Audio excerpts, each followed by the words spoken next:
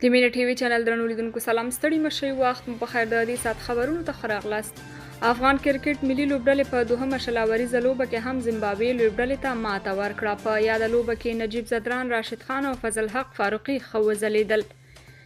کندهار کې د سړک غاړې ماین په چاودنه کې یو طالب قومندان ووژل شو. کندهار کې ځایي سرچینې وایي چې نن سهار د سپین بولدک ولسوالۍ اړوند خوراوک سیمه کې د سړک غاړې ماین د چاودنې له امله یو طالب قومندان وژل شوی دی.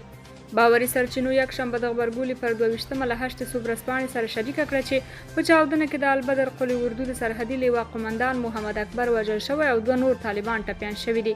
طالب چارواکو تر اوسه په دې اړه څه نه دي ویلي او د چاودنې مسؤلیت کومې ډلې پر غاړه نه ده اخیستی.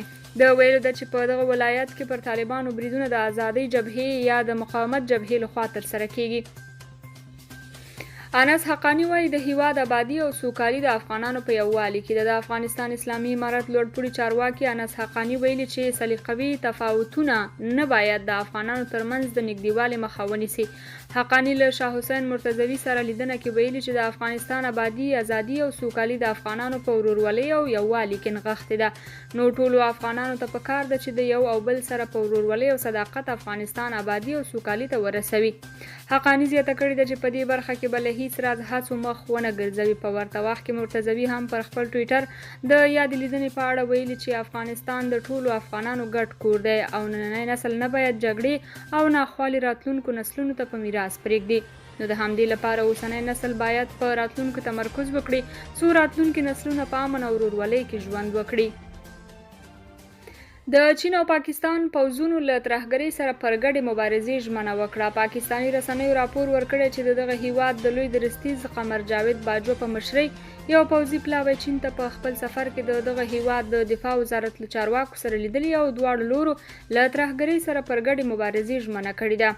دا لیدنې پنجشنبه د جون له 9 څخه یکشنبه د جون تر 12 پورې دوام درلود او دواړو لورو د ټکنالوژي او له ترهګرۍ سره د مبارزې په برخه کې پر همکارۍ هوکړه وکړه.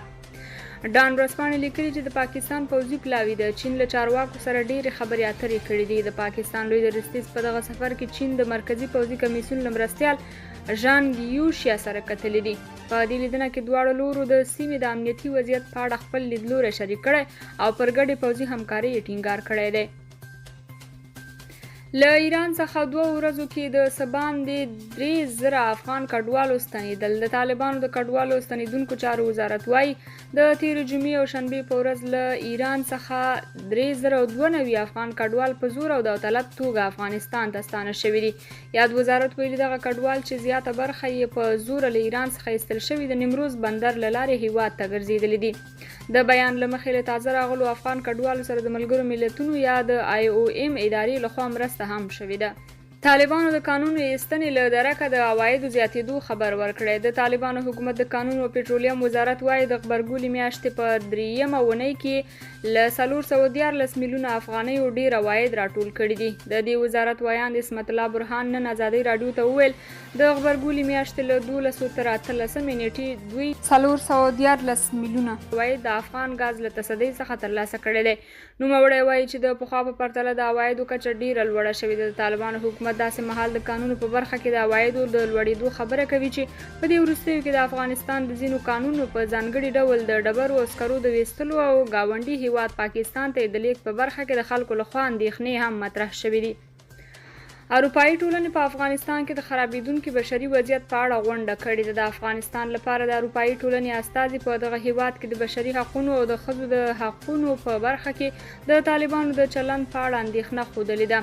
د افغانستان لپاره د اروپایي ټولنې ځانګړي استازي توماس نیکالسن چې پرون شنبه د بلجیم پلازمینه بروکسل کې د دغې ټولنې د غړو هیوادونو د استازو د ناستې کوربه په افغانستان کې د روان وضعیت په اړه بحثونه کړي.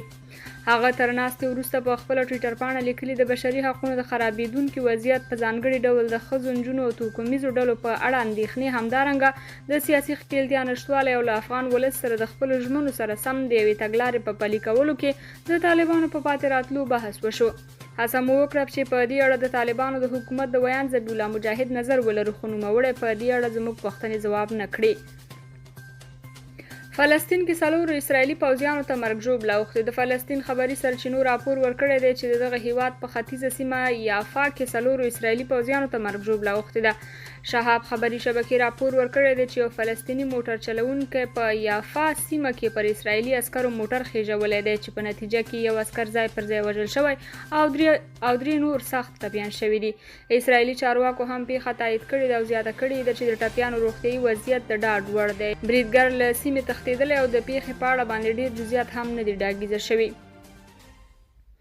په اوکراین کې د روسیې په برید کې 22 تنه ټپیان شوي. اوکرایني مقاماتو ویلي چې د اوکراین د لویدیځ ترنوپل سیمې په چورتکیف ښار باندې د روسیې پوځیانو په برید کې لږ تر لږه 22 تنه ټپیان شوي دي.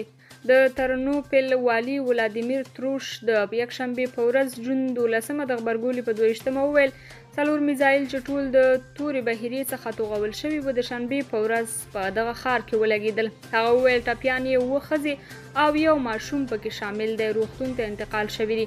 دغه اوکرایني مقام په وینا دغو میزایلو د لګېدو په وجه یو پوځي دفتر په قسمي توګه ویجاړ شوی دی او په شاوخوا کې د اوسېدنې ودانیو ته هم تاوان رسېدلی. د روسیې د دفاع وزارت ویلي چې پر چورتکیف ښار باندې په بریدونو کې د ټانک ضد میزایلو د سیستم یوه ستره ذخیره د هوایي دفاعي لیږدونکي سیستمونه او د متحده ایالاتو او اروپایي هیوادونو له لوري د کیف رژیم ته برابر شوي راکټونه له منځه وړل شوي دي. له ښوونځیو راګرځول شوي افغان نجونې وایي هیلو ته د رسېدو لار مو تړل شوې. ځینو هغو افغان نجونو BBC پښتو پاڼې ته خپل احساسات لیکلي چې افغانستان کې طالبانو له نږدې 270 ورځو راهیسې له ښوونځیو راګرځولي دي. د خوندیتابه لپاره یې نومونه او د ښوونځیو ځای نه دی په ډاګه کړی. موږ کلي کې اوسېدو. زما او د خور مې تل ارمان و چې مکتب ووایو خو کلی و او د کلي خلکو خپلو نجونو ته ښوونځیو ته د تلو اجازه نه ورکوله او د کلي ښوونځی مو هم تر 6 ټولګي پورې و. هغه وخت زموږ او د خپلوانو کورونو مو مکتب نه پرېښودلو. زموږ کورنۍ له کلي کډه راوکړه کابل ته. ورور مې تل زموږ طرفدار و. هم به یې په کور کې او هم خپلو خپلوانو ته ویل چې نجونې باید مکتب ووایي. زموږ مهربانه کورنۍ زموږ قوم کې لومړی کورنۍ وه چې خپلو نجونو ته یې مکتب ته د تلو اجازه ورکړه. ناپوهه خلکو به زما ورور ته خبرې کولې او بد به یې ویل ورته. خو زموږ ښه ورور و. زه او بله خور مې ښوونځي ته وروستلو. درنو کتونکو د دې ساعت خبرونه تر همدې ځایه او تر بیا نورو خبرونو خوشحاله شئ. د خدای په امان.